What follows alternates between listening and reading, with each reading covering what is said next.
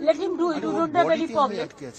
But Vande Mataram के लिए एक बात आपको कहना है, बंगाल से ये सॉन्ग नेशनल सॉन्ग है एंड जनगण मन अधि इज द नेशनल एंथम है, लेकिन वंदे मातरम का पूरा गाना कभी नहीं लिया था।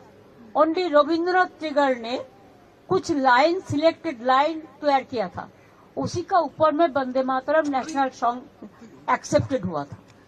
ये भी जानकारी के लिए मैं बताया, बिकॉज आपने पूछा। पहले तो राज्यसभा ने नोटिफिकेशन दिया था कि जय हिंद बोलना नहीं चाहिए, वंदे मातरम कहना नहीं चाहिए। कल मैं बीजेपी का बात भी सुना, कोई कोई बोला कि नेताजी को हम पसंद नहीं करते हैं।